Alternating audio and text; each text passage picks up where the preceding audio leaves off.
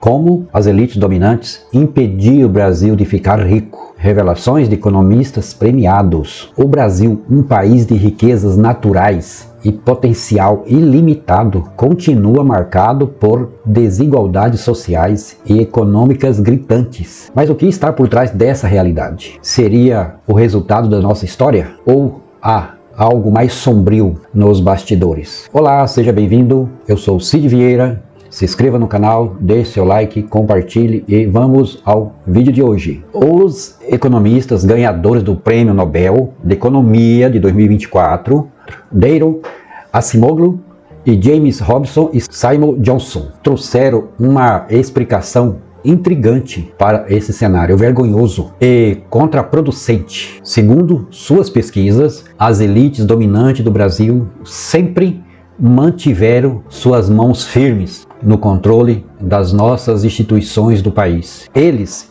escreveram o livro Por que as Nações Fracassam, para você entender. Esses economistas são especialistas em analisar como as instituições políticas e econômicas moldam o desenvolvimento de um país. E no caso do Brasil, eles encontraram uma relação direta entre a qualidade das instituições e o atraso econômico. Primeiro, as elites e as instituições. Acemoglu, Robson e Johnson argumentam que, ao longo da história, as elites brasileiras ganharam seu poder para criar e manter instituições excludentes que concentram riqueza e poder em suas mãos. Em vez de promover instituições que incluem a maior parte da população no processo de crescimento econômico, a estratégia deles foi outra: garantir que uma pequena minoria tenha total controle. Desde o Império à República Velha. Historicamente, desde o período colonial até a República, as elites brasileiras centralizaram o poder e a riqueza, primeiro, através da exploração de mão de obra escravizada, e depois com políticas que beneficiaram apenas uma pequena parcela da sociedade. Segundo, o poder das instituições. E o que são essas instituições? Não estamos falando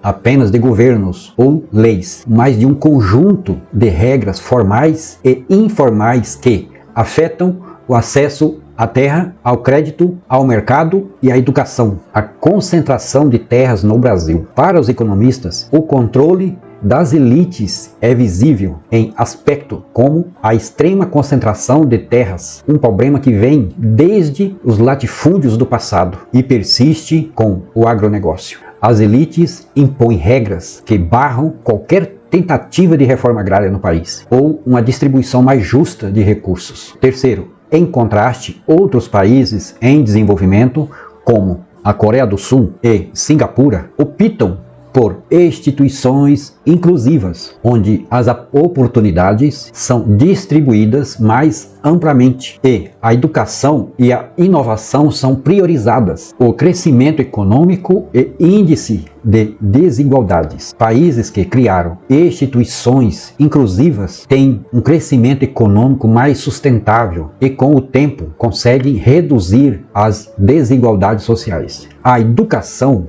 de qualidade é um pilar, assim como o acesso ao crédito para pequenos e médios empreendedores. Mas no Brasil, o investimento público é muitas vezes desviado ou mal aplicado. Consequências e impacto social. As consequências de instituições excludentes são visíveis em todos os aspectos da vida cotidiana. Serviços públicos de baixa qualidade, desigualdade extrema e pobreza disseminada são o reflexo de um sistema projetado para manter o status quo. A desigualdade não é apenas uma questão moral, mas também econômica.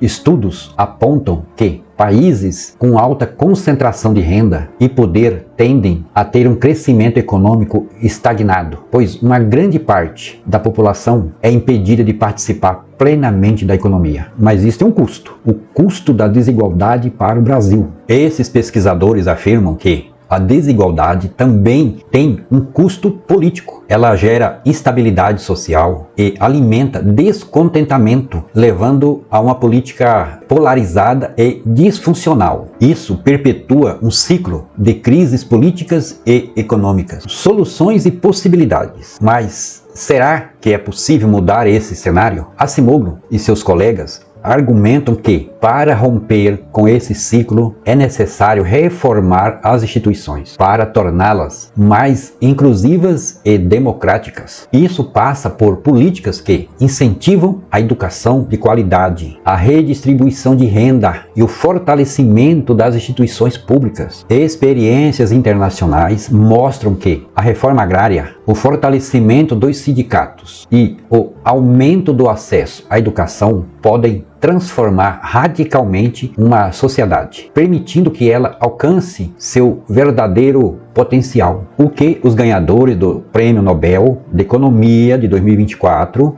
nos mostram é que a pobreza no Brasil não é um acaso, e sim uma escolha feita por aqueles que, ao longo da nossa história, permaneceram no poder e moldaram nossas instituições para garantir os seus privilégios. Mas o futuro ainda pode ser reescrito. A mudança começa com a conscientização e a pressão por reformas inclusivas. Esses especialistas afirmam que as elites dominantes do Brasil têm desempenhado um papel fundamental em impedir o progresso econômico do Brasil. Mas como isso acontece? As instituições brasileiras são moldadas de forma a proteger os interesses das elites dominantes. Isso limita o crescimento econômico e impede que mudanças sociais significativas aconteçam. Esse controle elitista cria barreiras ao desenvolvimento sustentável e agrava a concentração de riqueza no país. E tem as consequências sociais. Essa dinâmica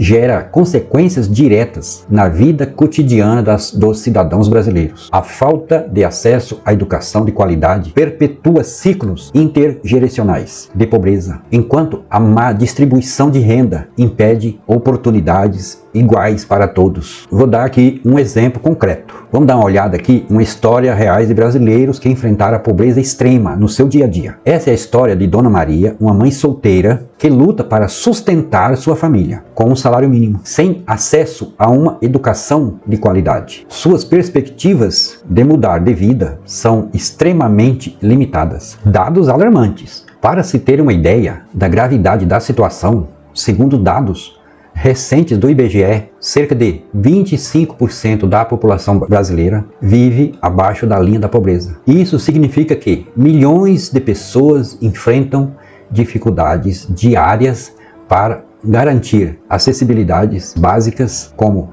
alimentação, saúde e educação. Isso é um quadro desolador para um país tão rico como o nosso. A reflexão é clara. Se quisermos mudar esse quadro desolador, precisamos repensar nossas instituições e promover uma maior inclusão social. O futuro do Brasil depende disso. Nós ficamos estagnados, ou seja, parados no tempo, porque as nossas elites precisavam garantir as suas mão de obra barata. Então, eles dificultam o acesso à educação, à saúde, à moradia. Como eles perderam os seus escravos, tiveram que manter a população na pobreza, criando políticas que mantivessem o povo na miséria. Agora, e você? O que você pensa sobre isso? Você acredita que o Brasil pode romper esse ciclo vicioso? Deixe seu comentário aqui embaixo. Inscreva-se no canal, ative o sininho das notificações para mais conteúdos como este. Juntos